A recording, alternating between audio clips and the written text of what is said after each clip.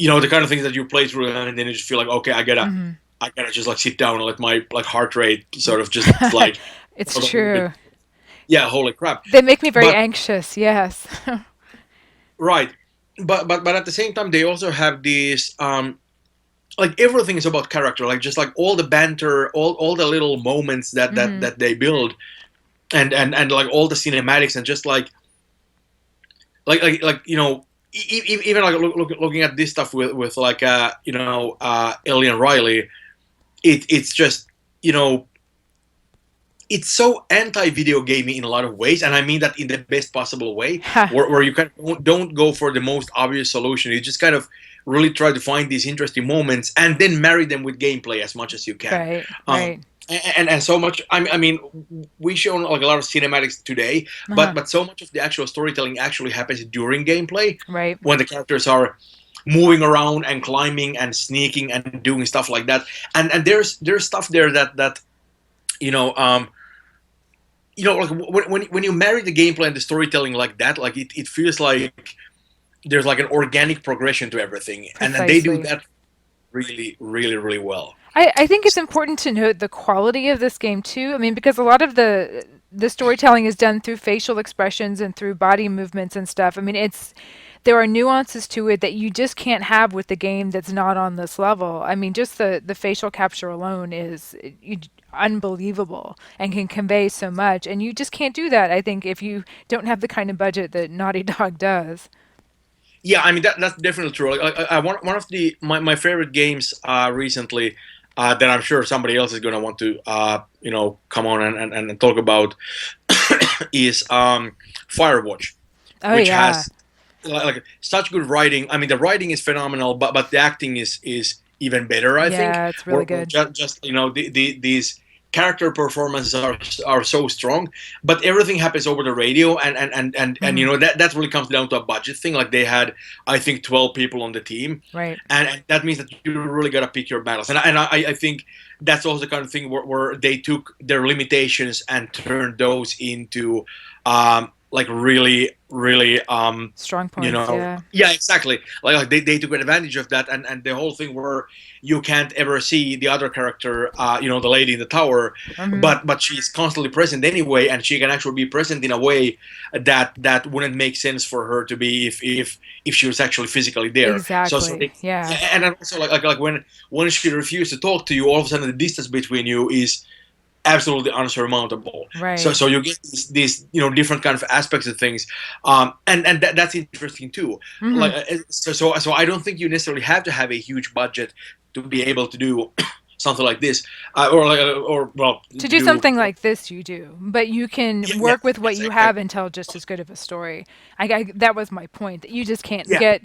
I mean, without the same commitment to this sort of facial capture and this high quality of graphics, you can't quite tell the story through cinematics the way they are doing them. You just lose a lot of nuance. Trust me, I've seen it. So Miki, yeah, we need to absolutely. wrap this up. We've been going Yes, we for do. over an hour and a half, and I'll be shocked if there's anyone still left on the stream. But what are some final thoughts about this to take us home? Well, I mean, I would be 100% okay with a The Last of Us 2. uh, it's one of the things where honestly I don't know what word you go from there. Like if you want to do a sequel, but I have a pretty high degree of confidence that you know that Naughty Dog is a company that takes these things so seriously and makes such a huge commitment to quality that I find it easy to believe that it's going to be a good game, Hmm. even though this is the exactly sort of thing that usually doesn't need a sequel. Right.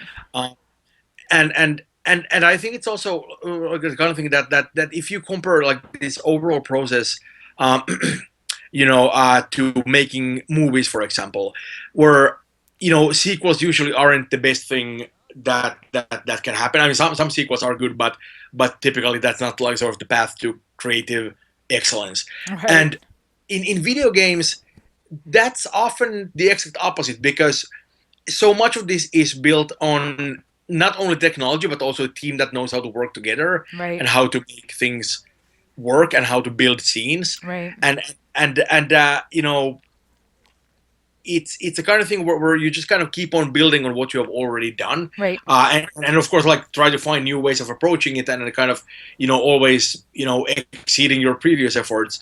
But there are very few companies where I feel that the company name is a seal of quality. Right.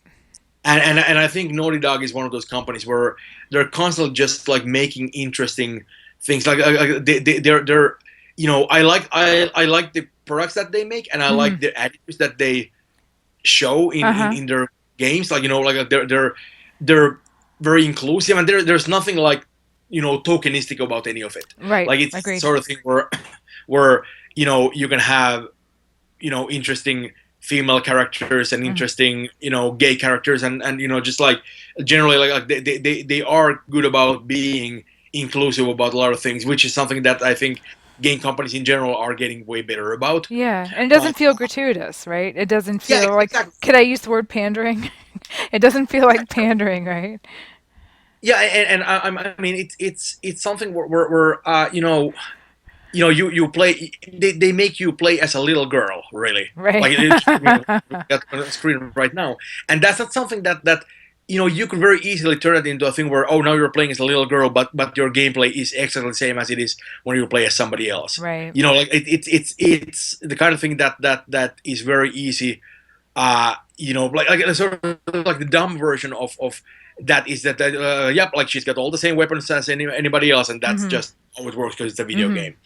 And just the fact that they make her Mm-hmm. more vulnerable, and like make her feel more like a girl than a grown up, Mm-hmm. I think is absolutely the right way to go. And that takes a major commitment, because you are, by many standards, you are actually making the gameplay worse, Uh-huh. if you know what I mean. Where like there are a lot of people who look at it and go, oh well, why would I want to play as the weakling? Right. And I mean, Right. like, I think these games really show that because it's awesome.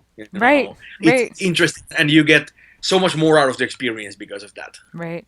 Um, you've sold me. If I didn't already own the game, I would go out and buy it now, that's for sure.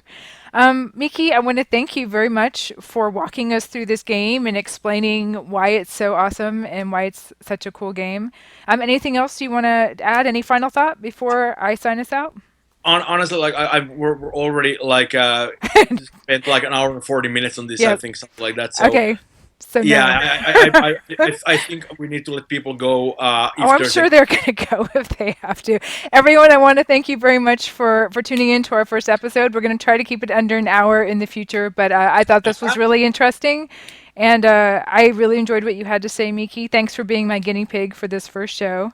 No And problem. yeah, and hang on, I'm going to end this stream, and then I want to talk to you. And everyone else, I will see you for our next stream to be announced. So thanks a lot.